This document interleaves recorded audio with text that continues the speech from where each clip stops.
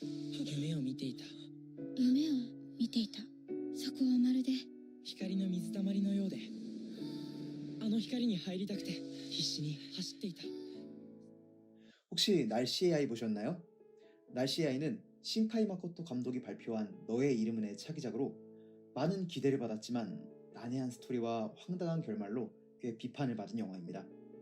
대충 줄거리는 이렇습니다. 도쿄는 용신의 저주로 끊임없는 비가 내리고 있었습니다.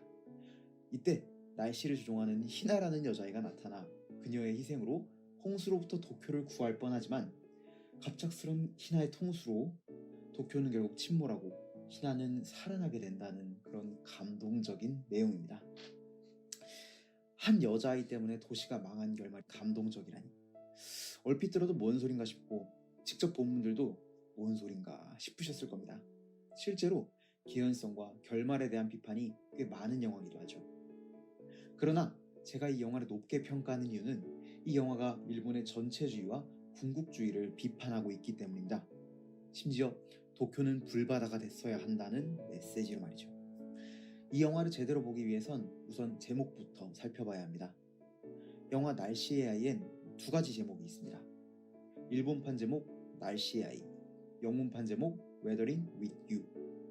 Weathering은 날씨를 극복하다라는 단어로 당신과 함께 난관을 넘어가겠다는 뜻이며, 일본식 제목 날씨의 아이는 한자와 일본어로 다양한 해석이 되는 단어입니다. 제목엔 여러 가지 의미가 숨겨져 있고 우린 이를 해석하여 영화의 줄거리를 추리할 수 있죠. 특히 일본식 제목은 다양한 의미를 내포하고 있는데, 날씨를 뜻하는 텐키는 하늘의 뜻이라는 의미도 있기에 날씨의 아이란 하늘의 뜻을 중개하는 샤먼이란 뜻이 되기도 합니다. 또한 날씨의 아이는 텐키노코라고 발음되는데, 이는 날벼락, 하늘의 분노라는 단어와 동일한 발음을 가지고 있기도 합니다. 곧 그들이 마주할 웨더링, 난관은 하늘의 분노를 말하는 것으로 작중 가장 큰 문제인 홍수는 도쿄를 향한 하늘의 분노 때문이었다고 볼 수 있겠죠. 지금까지 이야기를 기반으로 제목을 해석하면 이런 내용이 됩니다. 하늘의 분노를 마주한 아이가 시련을 극복하는 과정. 그렇다면 이 시련이 무엇일지 이야기해보자면, 시련은 사회적 문제와 상황적 문제 두 가지로 나눌 수 있습니다. 사회적 문제는 도쿄의 경제 상황입니다. 도쿄는 끊임없는 폭우로 인해 식료품 가격이 3배로 폭등하는 등 개인, 국가적인 모든 경제 활동이 마비되어 있는 심각한 상태입니다. 그리고 상황적 문제는 두 주인공이 처한 문제를 말합니다. 남자 주인공 호다카는 가출 청소년으로 우연히 야쿠자의 총을 습득해 가출뿐 아니라 경찰의 추적까지 받고 있는 상태입니다. 여자 주인공 희나는 어머니가 돌아가신 후 생활고로 인해 14살, 한국 나이로 16살에 성매매까지 고민하고 있는 상황입니다. 이 영화는 일반적인 전개와는 다른 방식으로 이 문제를 해결합니다. 예로 주만지라는 영화를 보면, 영화는 게임 속 세상에서 탈출한다는 개인적 문제를 핵심으로 두고 그 과정 속에서 주만지 세계를 구하는 상황적 문제를 부수적으로 해결합니다. 그러나 이 작품에선 홍수라는 사회적 문제를 우선 해결하고 그 과정에서 희나를 희생시켜 개인적 문제는 생략해버리는 전개를 보여줍니다. 정작 주만지 세계는 구해놓고 주인공들은 게임 속에서 탈출하지 못하는 그런 결말이라는 거죠. 이는 다수에게 이득이 된다면 소수는 어찌되든 아무 상관없다는 굉장히 불합리한 해결책입니다. 물론 희나의 희생을 통해 당장 마주한 경제적 문제를 해결하긴 했지만, 그 과정에서 희나는 그 어떤 따스한 성격도 받지 못한 채 그저 희생되었을 뿐입니다. 그렇다면 제목으로 돌아가 희나가 하늘의 분노를 극복했느냐고 묻는다면, 그녀는 분노를 극복한 것이 아닌 희생되었을 뿐이다 라고 결론 지어집니다. もちろん晴れ女は実在します。やっぱり。そして雨女も実在します。晴れ女には稲荷系の自然霊がついてて、雨女には龍神系の自然霊がついてるのね。 이어 설명하겠지만, 본 영화엔 홍수와 천벌을 상징하는 용신, 그리고 풍요와 평안을 상징하는 여우신이 존재합니다. 희나는 여우신의 샤먼인 맑음 소녀로서 전체의 풍요와 안전을 위해 희생된 것이죠. 이를 살펴보기 위해선 영적인 세계에서 무슨 일이 일어나는가 살펴봐야 하는데, 이 부분은 히나가 토리, 즉 사당의 문을 넘어가는 장면을 통해 살펴볼 수 있습니다. 옛말에 문지방 밟고 다니지 말라는 말이 있습니다. 문은 떨어진 두 공간을 나누는 기준으로 공간을 넘어오지 못하던 영혼이 내가 문지방을 밟음으로써 몸을 통해 넘어올 수 있게 된다는 의미를 담은 말입니다. 사당의 문은 영적 세계와 실제 세계를 가르는 관문으로서 히나는 사당을 통과함으로 영적인 세계로 올라가게 되는 겁니다. 그렇다면 작중 초반에도 언급되었듯 맑은 소녀인 히나는 그곳에서 당연히 여우신을 만나야 합니다. 허나 이상하게도 히나는 여기서 용신을 만나게 됩니다. 실제로 영화에서도 오직 용신만이 묘사가 되죠. 여우신의 사제인 히나가 용신을 만났다.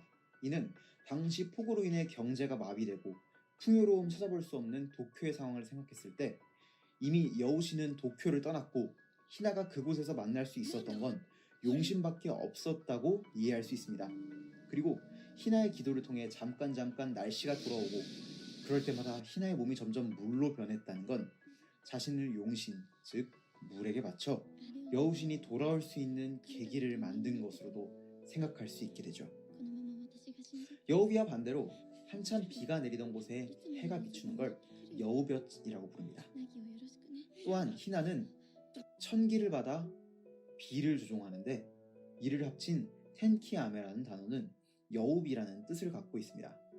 그녀의 기도는 잠시나마 여우신의 공간인 텐키아메를 만들어냈고 그녀의 완전한 희생은 여우신을 재림시켜 도쿄에 풍요와 평안을 선물한 것이죠.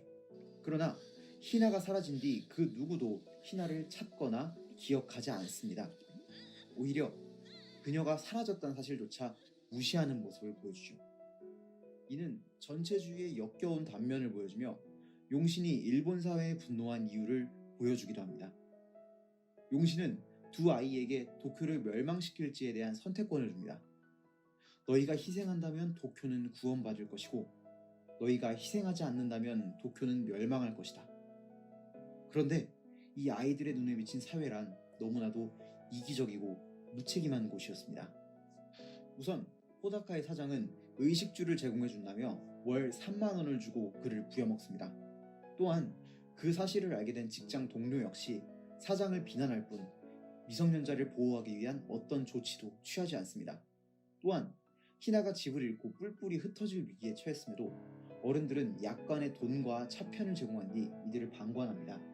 이어 호다카는 히나를 구하기 위해 피를 흘리며 뛰어가지만 이를 본 시민들은 그를 촬영하거나 방관하며 어떤 도움도 주지 않습니다. 모두를 위해서라면 어린아이 따위는 희생시켜버리는 기형적인 전체주의 사회. 이 사회를 향해 호다카는 이런 세상은 미쳐있으라며 난 히나만 있으면 된다고 외치며 도쿄를 침몰시키고 히나를 구하는 선택을 하게 됩니다. 사실 날씨의 아이가 전체주의를 비판한다는 내용은 다른 곳에서도 많이 보셨을 겁니다.